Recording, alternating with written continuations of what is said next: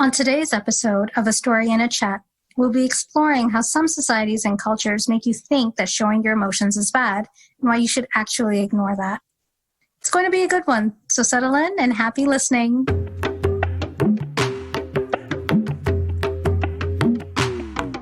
Hello, everyone, and welcome to A Story in a Chat, the podcast, where you will hear mine and other perspectives on topics that are important to all of us. I'm your host, Aisha Iqbal, and I wholeheartedly believe that conversations can bring people together in the most beautiful ways, which is why I've created this space to do just that.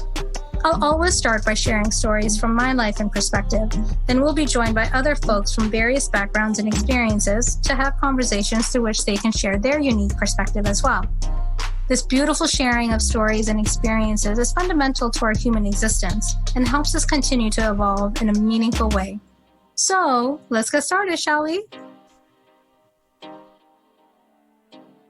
She'd been given a tongue lashing from the clients earlier that morning for a mistake that she should have caught. Being the team lead, it was her job to either catch the mistake before it had been made or be accountable for it once it was all said and done. At that time, our office employed an open workspace design, so everyone saw her bawling at her desk. There were no cubicle walls or closed office doors to shield us from the sounds of her heart-wrenching sobs or her from my disgusted glares. We worked on the same team and were peers, but didn't interact with each other much. Frankly, I didn't want to because I didn't like her. Why? Well, when I look back now, I'm not sure why I didn't like her. All I knew about her was that she was white, the mother of a small boy, and our boss's favorite. I'd also decided that I was better at our job than her. Back then, I guess those reasons were enough for me to not like her. I recall telling my coworker, "She should go home and do this. At least go into the bathroom, for God's sake. She's making the rest of us women look bad." The rest of us women, when I really meant me. My work ethic didn't allow me to show emotions at work. Not openly, at least, and definitely not tears. I was okay with anger. I saw anger as a tool to gain power. Men did it, so why shouldn't I? That was before I'd fully grasped that an angry woman is seen as an unstable bitch, while an angry man carries the authority of a boss. Silly, silly me. So instead of asking questions like, "Is she okay? Did something happen outside of work that made things tough for her today? Does she need someone to talk to?" Instead of asking those questions, I was thinking, she just wants attention. She's ducking the fact that she messed up. She's a bigger fraud than I am. Lately, I've been thinking about my journey of vulnerability. How years ago, I would suppress my own emotions, especially those that would lead to responses like crying, because I thought they showed me as being weak.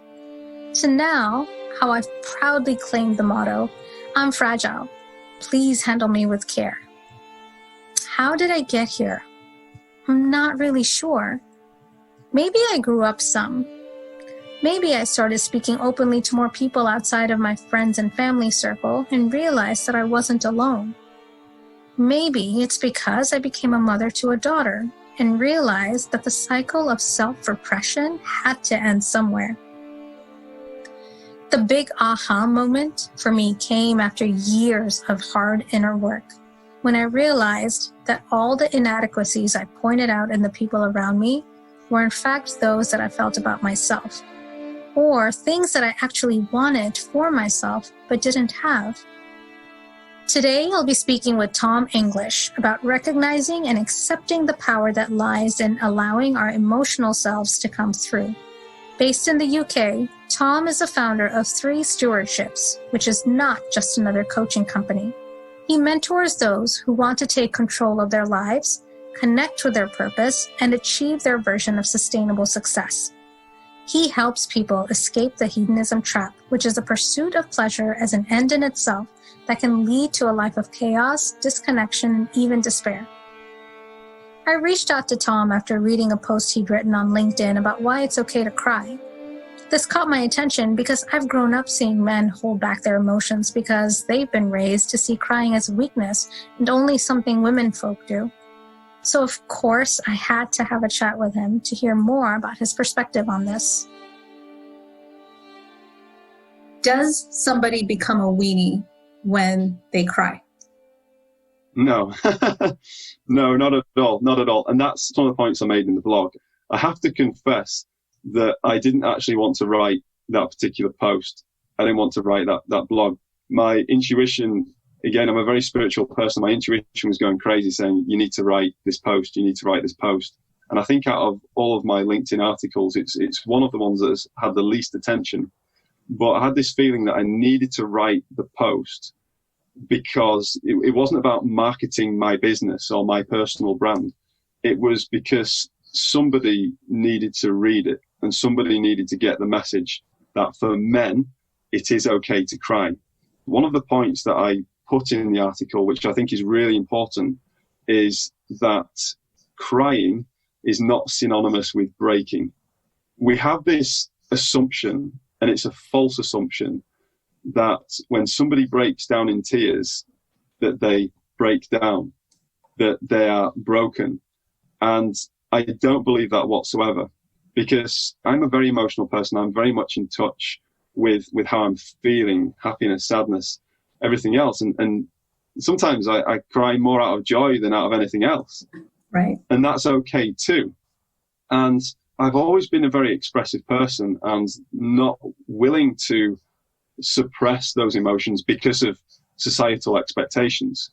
I live in the UK and we have that thing about the British stiff upper lip and this ultimate sign of stoicism and nobility in not showing emotion even in difficult times. But I think it's a false dichotomy to say that if you show emotion, then you're being weak in difficult times. Because for me, the way it works for me is that when I truly embrace who I am and how I feel, then it's cathartic in the sense that I give myself psychological air. I tell myself, by embracing the emotion and allowing myself to cry, I'm not willfully trying to cry per se, but if that's how I feel and I do so, then I give myself permission to feel that way. It's okay to feel like this. And now that I do feel like this, what does it mean? What does this feeling mean? And where are we going to go from here? What's the plan? So by crying in the particular instance that I mentioned in the blog, it was very, very useful because it was light. It gave me light. It gave me clarity and it gave me truth about my feelings on the situation. And then it gave me an opportunity to reframe aspects of that situation as well, and then plan to move forward as well, to think about the things that myself and my family can control. And so it was really, really important for me to go through that process in order to build a solid foundation at what is a very difficult time.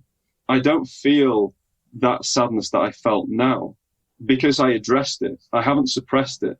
So I'm not carrying it around with me. If I kept suppressing how I was feeling, it would lead to other things. It would lead to feelings of anxiety. It would lead to feelings of depression, perhaps, and it wouldn't be good. And there's some great work that people have been doing in recent years that talks about, I'm thinking of people like Gabor Mate, who have been doing work on the impact of suppression, what it does to us when we suppress things, when we suppress our emotions. And it isn't just a psychological thing. It isn't just about our mental health. It's also physiological as well. This sort of suppression has a physiological impact. So it's literally bad for your health in a physical sense if you repress your emotions consistently.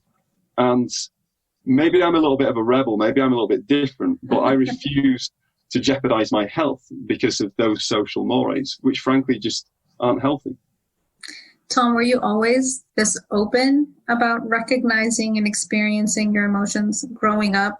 Did your family or the environment that you in support this type of behavior or this recognition? I would say yes and no. I was just born differently to anyone else, to the rest of my family. And so they had to figure out how I was, and I had to figure out how I was and how we all interact with each other. And I think to start with, being so expressive and so emotional, it was a bit like, okay, so he's saying exactly how he feels. And so for me, part of my personal journey, obviously when you grow up and you're younger and you say exactly how you feel, it's not always appropriate. So Right. you have to learn how to say, to express yourself, not suppress the emotion, but to express it in a way which is appropriate to the situation so that you don't cause any hurt or mistrust with other people. Because I think fundamentally it's important in building trust with other people to show how you feel. Because now I feel one of my skills. By day I work in sales. Mm-hmm. I have done for quite a few years, and I would say one of my strengths in sales is building trust with people quickly. And I believe the way that I'm able to do that is because I speak very candidly and very openly with people. I don't have a hidden agenda. I'm very candid and very open. I'm very interested in other people and in terms of what their needs are, and if I can meet those needs, if I can genuinely help people, and if I can, and we can work together, then we'll work together. And it's very clear, it's very above board, but it's well expressed.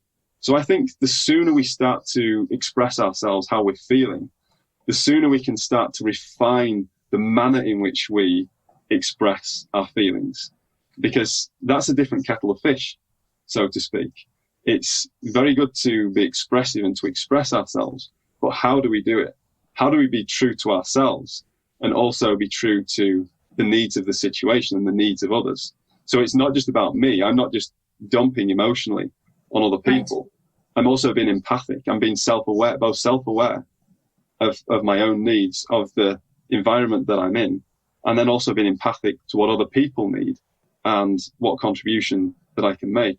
And that takes years of practice. That does take a lot of practice in order to do that. But I will go with candor every time.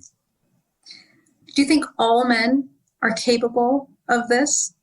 And I keep going back to gender because the underlying foundation of this conversation is around the premise that we often hear in many cultures that women will not make good leaders because they're too emotional. Mm.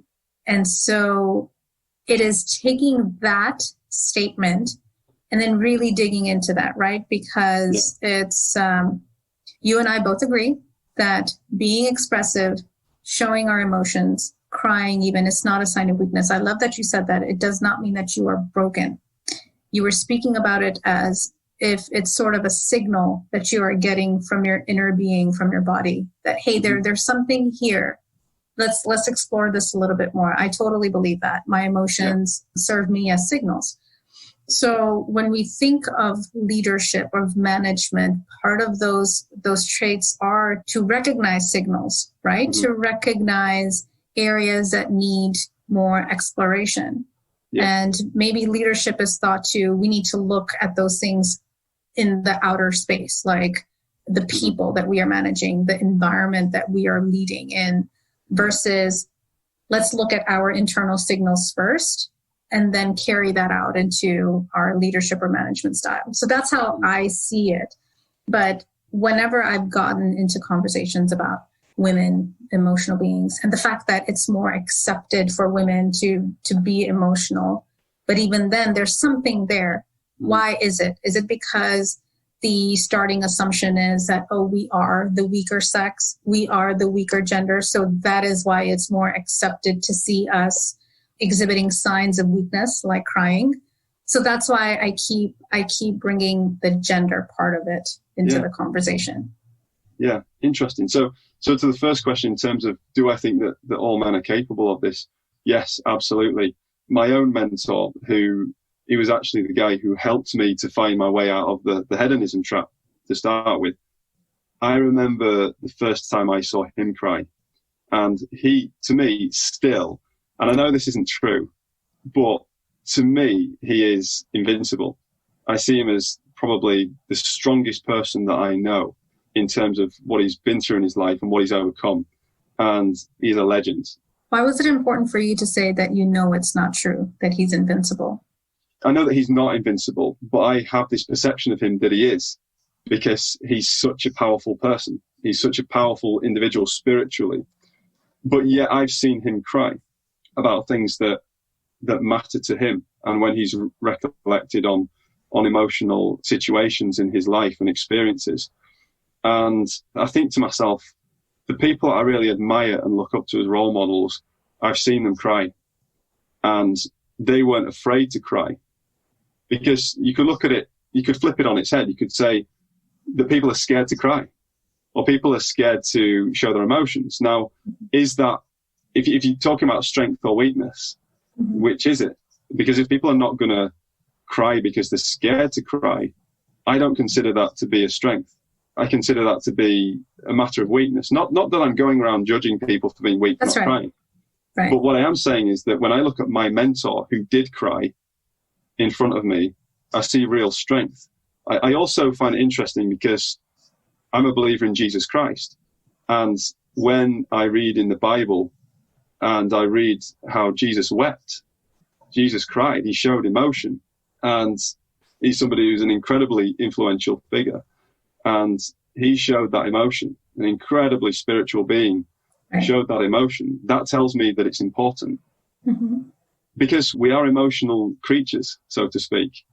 And it's really important that we express emotion to convey a message, because logic isn't enough. Logic just simply is not enough to communicate the gravity of something. If you want to get somebody to believe what you're saying, or to understand the gravity of a situation or a task that somebody's been given to do, there has to be emotion there.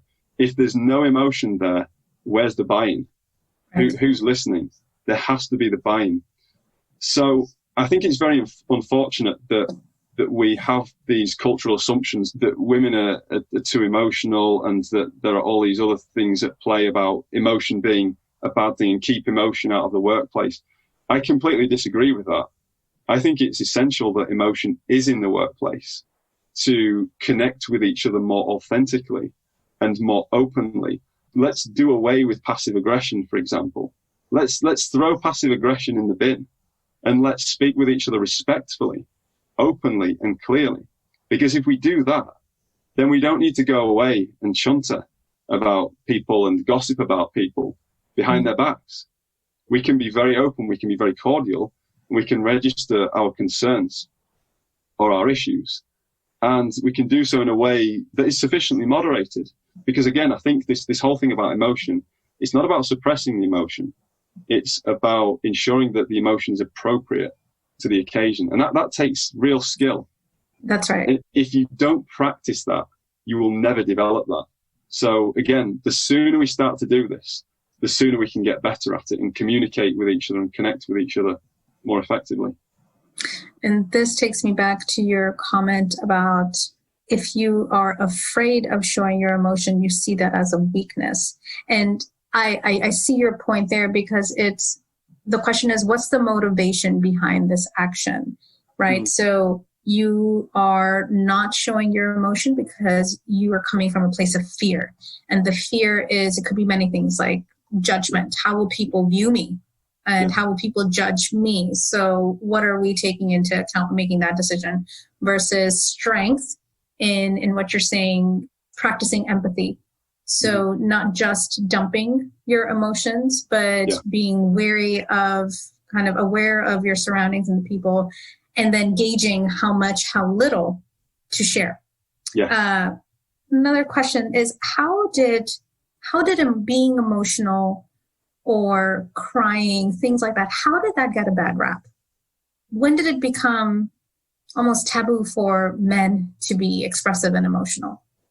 It's a good question. I think there are a lot of books that get circulated in the business world, The Art of War and things like that, that have some great wisdom in them. There's no question about that. And Machiavelli's The Prince and things like that. And these things have an inherent zero-sum mentality behind them, because they're talking about, Machiavelli is right. Well, he was writing about statecraft for the Borgias. I believe he wrote The Prince and gave it to Cesare Borgia. So he's writing about statecraft. He's writing about defending against enemies. That's inherently zero-sum. Sun Tzu, The Art of War, that's about war. With war, there's a winner and there's a loser, and you certainly don't want to be the loser. So I believe that there's a lot culturally that has taught us, whether you've read The Art of War or not, you will have been taught by people or mentored by people who have, and who've taken and ingested that advice and applied it to all sorts of different areas of their life, whether consciously or subconsciously. So I think these ideas have been around for a long time, and I believe it's about concealing weakness, because if somebody's crying about something, then clearly they care about it, right? You found, okay, that's a hot spot for him or for her. And so people don't necessarily want to show what those things are, because they can be manipulated. And I think it comes down to trust. I talk a lot about trust to people, especially in relation to relationships. And it comes down to intention and people's intentions. What are your intentions? And the old saying, say what you mean and mean what you say. And I make great efforts to do that with people on every level, so that everybody knows where I stand on things appropriately. And it saves so much time, because when we trust each other, then we can just go ahead and get things done. We're not watching our back and looking around and thinking, "Ooh, can I really be myself in this situation, because they might use this information against me." We can just get on and do the work that needs to be done. Leverage is why we hide our vulnerabilities, right? Essentially. Yeah. So do you think you, as the expressive, emotional being that you are, you've opened up to it, recognized it, embrace it, thrive in it. Mm-hmm. You as that person, do you think you could thrive in an environment where you are surrounded by people who are not there, who are looking for the next point of leverage over the other person? I'll have to be careful how I answer this question. I think so, yes. I don't think the answer would always have been yes to that question. I think I've had to develop that over time, and I've had to find greater internal strength. And it's been a process for me to understand myself, understand who I am, my identity at an essential level, in terms of my essence, in terms of who I am in relation to my relationship with God and the work that I have to do on this earth. I'm a very strong believer in that. And I feel as though the more that I've honed in on that and really got to grips with who I am and why I am how I am in terms of the work that I've got to do, looking at it from that point of view, the more impervious I am to those external factors, i.e. what other people are doing. So I'm much more adept at navigating very different environments now than when I was just coming out of university, for example. So it matters much less to me now what sort of environment I am in than it would have done before. I do get a good sense of whether I can trust people. And like I say, trust is absolutely paramount for me. It's kind of binary. You either trust someone or you don't. And I think that's right. I think we're all like that. I also think that we trust people in different contexts as well. So you would trust somebody to do something in a certain context. So you trust your dentist to do a good job of your teeth, but you might not want him to write your will or something like that, and vice versa with a lawyer. So it's understanding the context as well in terms of who we can trust. But in terms of trusting somebody's character, for me, it's all about intention. It's all about what somebody's intentions are. And once I know that somebody's got good intentions, then great, that's wonderful. We're good to go. They could say something that might be insulting to me, and I wouldn't be offended at all, because I know that their intentions aren't bad. It's just how X, Y, or Z person is and how they communicate. So yeah, I try to. There's that saying, isn't there, that we judge ourselves by our intentions and others by their actions. Well, I try almost to flip that in relation to other people, and not necessarily judge people, but at least to determine whether I can trust them based on their intentions and understand more about what their intentions are, rather than just the actions that might be taken at face value, which I don't necessarily understand what's behind that.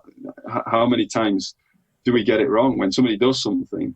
We just don't know, do we? We just don't necessarily know what their intentions are. So we have to dig a little bit deeper and get to know people.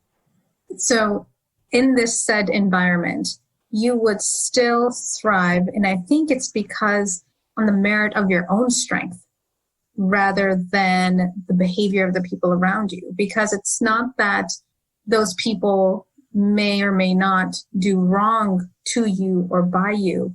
It's how you are perceiving those actions from them. So that's where that strength of your own character and your own confidence and identity comes into place, because it's not that you as this emotional expressive being is now impervious to other people's actions. You are just taking them in and processing them differently. Would that be correct? Yes, exactly. So just on that point of being impervious in that respect means knowing who I am. Knowing who I am, and then figuring out the terrain that I'm in also. And I just feel that self-knowledge and self-awareness is so fundamental. I think it's inscribed on the side of the Delphi temple, know thyself. It's some of the oldest wisdom that we have, know thyself. And it's so important to really know ourselves and to be happy in our own skin, because sometimes we get all the indicators about who we are and how we're wired up. And I am a very strong believer in personal development as well, and improving and making progress. I'm not suggesting that we stay stuck in negative behaviors and negative thought patterns, but there is a fundamental coding there for each individual. Each individual is an individual at a very fundamental level. So once we understand our uniqueness, then it's about firstly accepting who we are, accepting that uniqueness, learning to embrace it, and then thriving in it. And this is a process. This takes time. This isn't stuff that's done over a weekend or on a weekend course. This is something that takes real continuous improvement and discovery, and really understanding how we fit in with the rest of the world. Because once we figure out who we are and we really do embrace that and move forward, then we know how we can serve other people. And that is the key to sustainable success. Sustainable success is about being able to continuously serve people. If you think about the most successful individuals, you think about the most successful companies, they're the ones who served people the most consistently over a period of time. So it's about building that foundation. We're not being stuck in our own heads by knowing ourselves. What we're doing is we're building a foundation, brick by brick, layer by layer, line by line. We're building that foundation, and the purpose, the end of that foundation, is ultimately the contribution that we can make to others. So we started this conversation by me asking the question, does it make you a weenie if you cry? And thank God the answer to that is no, it's not. And it took us into a conversation of how it does take some practice. That yes, even though naturally we are born emotional beings, we are born that way, somehow we are conditioned to very quickly shut that side off, many of us. Yeah. So how do we recondition ourselves, right? And you've said it, that it's not a point in time exercise that you do. It takes time. It takes repetition. It takes a commitment. So you've also talked about really big things of identifying who you are, then accepting who you are, and then building off of that. Yeah. Those are really, really big things. And it's, where do you start? How do you start this practice of becoming and accepting your emotional being? There's something really simple that I would suggest for anybody who is wanting to connect with themselves. And for me, it's been about media in terms of what I put into my head. And when I was younger, I used to watch a lot of trash in terms of violent films. And it didn't do me any good. And when, young men are, in a lot of ways, we're conditioned to watch films about gangsters and, horrible things and murders and war and everything else. Oh, so it's nothing in your DNA that makes you want to go see and do those things. Well, the thing is that there is obviously people wired up differently, and there are things about violence that are appealing to people. Otherwise, they wouldn't exist, because they have a sensory impact on our brains. And I think what the challenge that we've got, again, it relates back to what I was saying earlier in relation to the distractions and the temptations.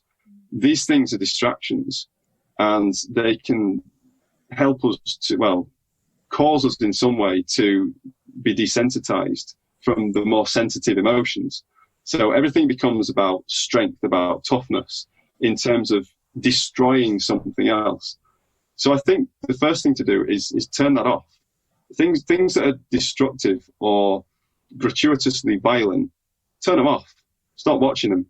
Because although when I was a university student, I did watch a lot of gangster films, I don't really watch them anymore. If I do, it's extremely occasionally, and I feel everything. I'm like, well, that was horrible, and it feels unnatural to me to watch these things now because I'm not used to it. I've become sensitive to those things again.